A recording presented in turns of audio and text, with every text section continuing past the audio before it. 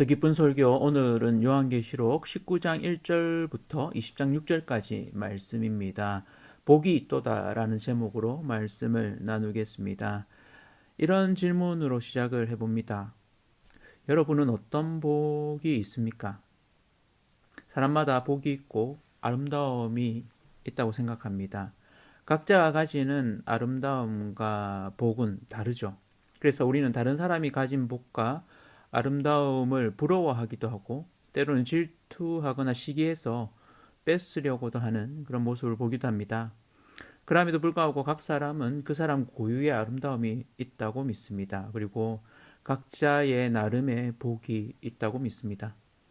중국 고전 서경에는 오복에 대해서 이렇게 이야기합니다. 수라고 해서 오래 사는 것, 부라고 해서 부유하게 사는 것, 강령이라고 해서 건강하게 사는 것, 유호덕이라고 해서 덕을 좋아하고 베푸는 것, 고정명이라고 해서 깨끗한 죽음을 맞이하는 것을 의미합니다.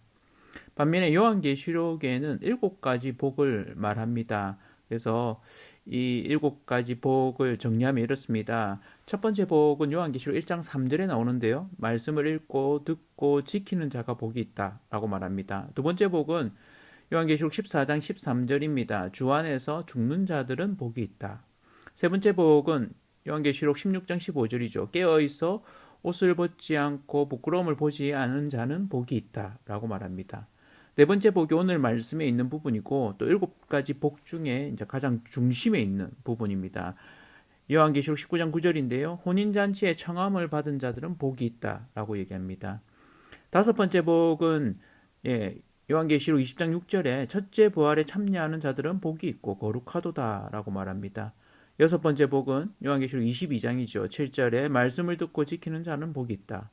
마지막 7번째 복은 22장 14절에 두루마기를 빠는 자들은 복이 있다 라고 얘기합니다. 그래서 처음에 있는 부분과 뒤에 있는 부분이 말씀을 듣고 지키는 자가 복이 있다라는 부분을 이야기를 합니다. 그러면서 그 중심에는 혼인잔치에 청함받은 자들이 복이 있다라는 것이 요한계시록 전체의 아주 중요한 메시지입니다.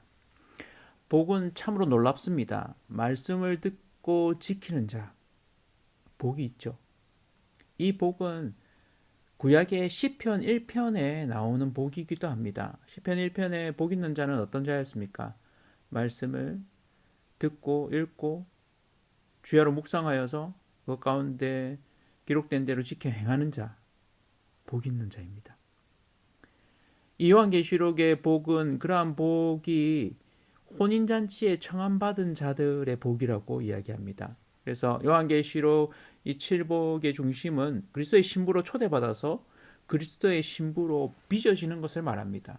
우리에게 최고의 복은 혼인잔치에 그리스도의 신부로 서는 것입니다. 주님 오셨을 때 그리스도의 신부로 청함받아서 그리스도의 거룩한 신부로 서는 자, 저와 여러분들이, 이 말씀을 들으시는 모든 분들이 그런 자 다 되시길 바랍니다.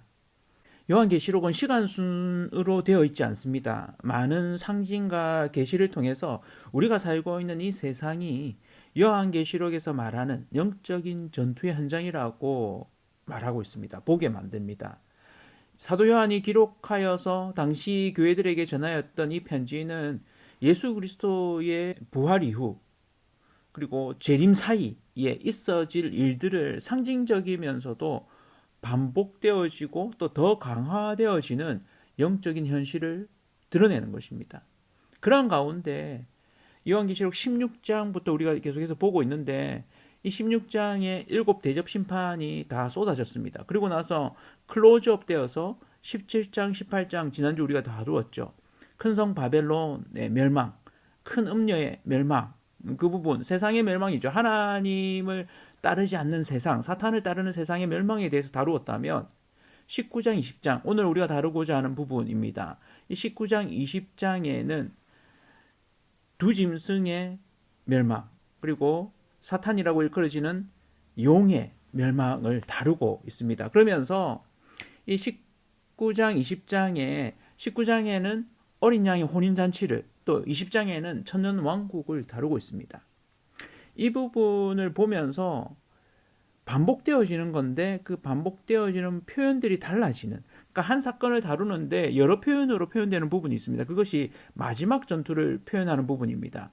16장 16절에 아마겟돈 전쟁, 이 아마겟돈 전쟁이라는 말이 무기또의 산이라는 말이라고 했는데, 무기또의 산, 갈멜산을 말합니다. 엘리야가 산에서 거짓 선지자 850명과 영적인 전투를 벌였던, 누가 참신인지를 드러내고자 했던 그 전투가 유브라데 강가 그 경계선에서 이루어진 전쟁, 아마겟돈 전쟁이라고 했는데, 이 전쟁에 대해서 19장에서는 11절에서 21절에 백마를 탄 자, 예수 그리스도를 상징하죠. 예수 그리스도와 두 짐승의 대결, 또 두 짐승의 멸망, 그리고 20장 7절에서 15절에는 곡과 마곡의 전투가 나옵니다. 그러면서 사탄이 멸절되는, 사탄이 무저갱이 완전히 불못에 던져지는 그 장면까지 나오게 됩니다. 이러한 전쟁은 사실은 우리의 영적인 삶 가운데 계속해서 있어 온 전투입니다. 지금도 계속되는 전쟁이죠. 저와 여러분들이 하나님 편에 설 것인지, 진리의 편에 설 것인지, 그렇지 않으면 세상의 편에 설 것인지를 분명히 해야 되는 그런 전쟁인 거죠. 그래서 그렇지 않은 자들은 결국 백마를 탄 자 예수 그리스도가 그 입에서 나온 검을 통해서 그 짐승들을 멸하고 사탄을 멸하고 마지막에는 짐승의 표를 받은 자들 역시 둘째 사망, 우리가 알고 있는 지옥의 불못에, 영원히 타지 않는 그 불못에 던져지게 됩니다. 사실은 우리가 이런 영적 전투의 현장을 살아가고 있습니다. 이런 영적 전투의 현장에서 우리가 받은 복이 있음을 우리는 기억해야 됩니다. 어떤 복일까요? 예수 그리스도를 끝까지 믿고 하나님 편에 서기로 결단한 자들, 그들이 누리는 복, 오늘 두 가지를 볼 수 있습니다. 첫 번째는 하나님 편의 선자들의 복은 그리스도의 신부가 된 복입니다. 혼인잔치의 청함을 받은 자들이죠. 요한계시록 19장 9절에 말합니다. 천사가 내게 말하기를 기록하라, 어린 양의 혼인잔치에 청함을 받은 자들은 복이 있도다 하고, 또 내게 말하되 이것은 하나님의 참되신 말씀이라 하기로. 그렇습니다. 최고의 복은 우리가 예수 그리스도의 신부가 되었다는 것입니다. 하나님은 이스라엘을 신부로 맞이하셨습니다. 그러나 이스라엘은 신혼 첫날부터 바람을 피웠죠. 그런데 그것이 이스라엘만 그런 것이 아닙니다. 우리 역시 그러합니다. 그래서 하나님은 예수 그리스도를 통해서 새로운 결혼식을 준비하셨습니다. 이 결혼식은 우리를 그리스도의 거룩한 신부로 삼으시는 결혼식입니다. 우리는 이 결혼식에 초청되었습니다. 청함받은 자들인 거죠. 그것도 그리스도의 신부로, 교회가 한 여자로 표현된 것은 다른 한편으로 예수 그리스도의 신부로 빚어지고 있음을 말하는 것입니다. 저와 여러분들이 그리스도의 신부로 빚어져 가고 있습니다. 그것을 믿으십시오. 우리는 그리스도의 신부가 되기에 사실은 적합하지 않습니다. 어떻게 감히 부족하고 죄투성이인 우리가 그리스도의 신부가 될 수 있습니까? 그러나 우리가 그리스도의 신부가 되는 것, 우리의 행위로 말미암지 않아서입니다. 예수 그리스도의 보혈로 말미암았습니다. 그래서 오늘 요한계시록 19장 7절 8절에 우리가 즐거워하고 크게 기뻐하며 그에게 영광을 돌리세 어린 양의 혼인기약이 이르렀고 그의 아내가 자신을 준비하였으므로 그에게 빛나고 깨끗한 세마포 옷을 입도록 허락하셨으니 이 세마포 옷은 성도들의 옳은 행실이라. 허락하셨다고 말씀하십니다. 우리가 세마포 옷을 차려입은 것이 아닙니다. 우리가 옳은 행실을 해서 구원을 받은 것이 아니라는 말이죠. 그렇게 만약에 구원을 받을 수 있다면 우리는 구원을 받지 못할 것입니다. 우리가 그리스도의 신부가 되어질 수 있는 것은 예수 그리스도가 그분의 십자가 보혈로 우리에게 세마포 옷을 입혀주셨기 때문입니다. 그리스도의 피로 값주고 사신 구원입니다. 그로 말미암아서 우리의 삶이 방향성이 바뀐 거죠. 옳은 행실을 하게 되는, 거룩한 세마포를 입었기 때문에 그에 걸맞는 행동을 하게 된다는 것입니다. 그것이 에베소서 2장 10절에 표현되어 있습니다. 우리는 그가 만드신 바, 마스터피스라고 보통 이야기합니다. 그리스도 예수 안에서 선한 일을 위하여 지으심을 받은 자니 이 일은 하나님이 전에 예비하사 우리로 그 가운데서 행하게 하려 하심이니라. 교회를 부르신 것, 하나님의 걸작품으로 우리를 만드셨다는 것입니다. 그것은 우리를 통해서 예수 안에서 선한 일을 위한 것이라고 이야기합니다. 우리가 그리스도의 신부가 되는 것은 우리의 믿음으로 시작되지만 그 믿음조차도 하나님의 선물입니다. 그를 통해서 우리에게 세마포 옷도 예수 그리스도께서 친히 핏값으로 주신 것입니다. 이 복이 우리에게 주어진 구원의 복입니다. 어린 양의 혼인잔치에 청함받은 자가 된 것 복입니다. 믿으시죠? 우리는 선한 행실을 위해 하나님이 빚어가시는 걸작품들입니다. 교회로 빚어져 가는 이들, 저와 여러분들이 그리스도의 신부로 빚어져 가고 있습니다. 지금도 진행형입니다. 완벽해서, 완전해서, 죄가 없어서 우리가 구원받은 것이 아니라는 걸 아시죠? 제 가운데 그리스도께서 친히 그 죄값을 치르시고 죽으심으로 말미암아서 우리에게 깨끗한 세마포 옷을 입히신 것입니다. 그리스도의 신부가 되게 하신 것입니다. 우리를 초청하셨고 여전히 그리스도의 신부로 빚어가고 계신 것입니다. 그럴 때 우리가 해야 될 일이 있습니다. 바로 찬양입니다. 요한계시록 19장 1절에서 8절에는 3번의 찬양이 나옵니다. 그리고 4번의 할렐루야가 이어집니다. 이 찬양은 무리의 찬양, 24장로와 네 생물의 찬양, 허다한 무리의 찬양이 나옵니다. 이것은 전적으로 하나님께만 돌리는 영광의 찬양입니다. 이 찬양이 18장 7절에서 19절에 나오는 3번의 애통과 대조됩니다. 왕들의 애통, 상인들의 애통, 선장과 선원들의 애통과 대조되어서 표현됩니다. 그럴 때에 사도 요한이 이 찬양을 하면서 천사에게 엎드려 찬양하려고 합니다. 경배하려고 합니다. 그러자 그 천사가 자신도 마찬가지로 종이라고 이야기합니다. 그래서 자신을 경배하지 말고 하나님만 경배하라고 얘기합니다. 그렇습니다. 우리가 찬양을 올려드려야 할 분은 하나님이십니다.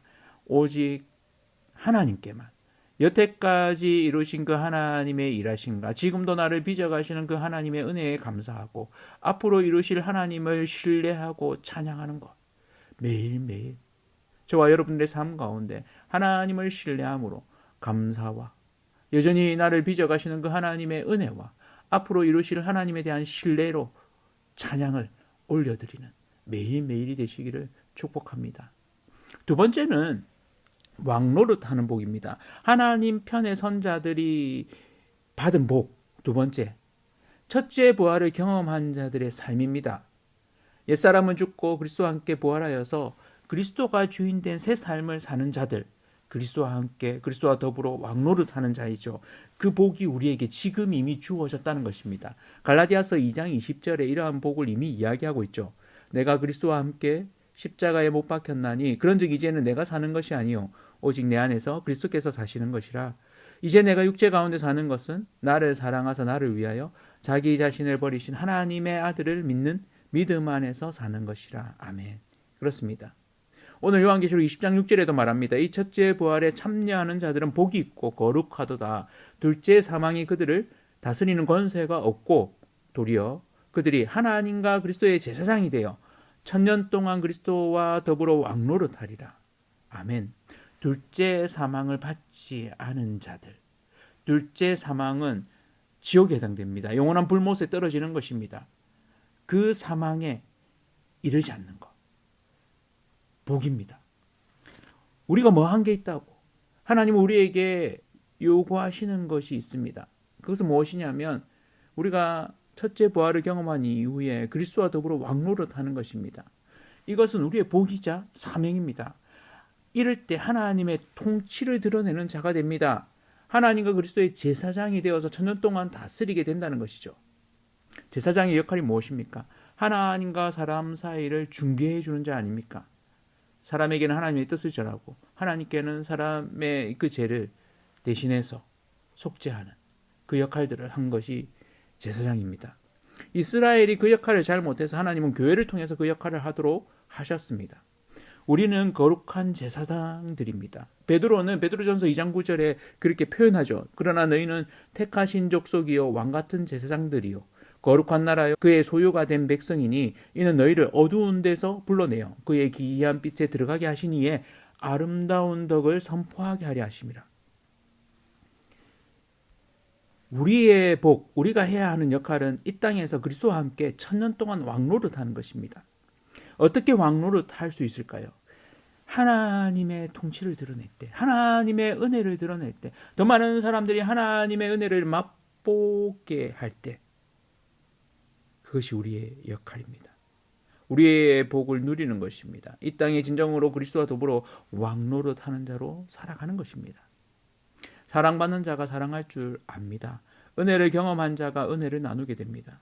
세상 속에 살지만 세상 가운데 그리스도의 신부로 부름받아서 그 구원의 기쁨을 누리면서 그 구원을 허락하신 하나님을 찬양할 뿐 아니라 매일매일 하나님의 빚어가심을 경험하면서 하나님의 은혜에 감사하며 찬양할 뿐 아니라 그 은혜를 또 다른 이에게 나누면서 베풀면서 살아갈 때 그 또 다른 이가 하나님의 은혜를 경험하고 하나님의 통치를 깨닫게 되어질 때 우리는 왕노릇하는 자의 복을 누리는 것입니다. 천년왕국에 대한 여러 해석이 있습니다. 여러 관점이 있습니다. 천년왕국이 그리스도의 재림 전에 올 것이냐 후에 올 것이냐 아니면 그런 것과 상관없느냐. 저는 전천년설도 후천년설도 아닌 무천년설을 믿습니다. 최근에 신학적인 입장에서도 대부분이 무천년설을 주장합니다. 왜 그렇습니까? 그리스도의 부활 이후에 영적인 싸움은 시작되었습니다. 그리고 재림 때에 온전한 하나님의 통치가 드러날 것입니다. 그 사이에 이미 천년왕국은 시작되었습니다. 믿음의 싸움을 통해서 하나님의 은혜를 드러낼 때 그를 통해서 하나님이 정말 여전히 이 땅 가운데 주인이시고 하나님이 왕이시라는 것이 드러나게 됩니다. 그것이 천년왕국이죠. 그러나 우리가 살아가는 이 땅은 그런 천년왕국의 삶도 있지만 영적인 씨름 가운데 싸움 가운데 있다는 것입니다. 그 복을 매일매일 누리시는 저와 성도님들 다 되시기를 바랍니다. 세상의 그 어떤 복도 잠시 있다가 지나갑니다. 그러나 하나님이 우리를 빚어가시는 그 복은 결코 사라지지 않는 영원한 것입니다.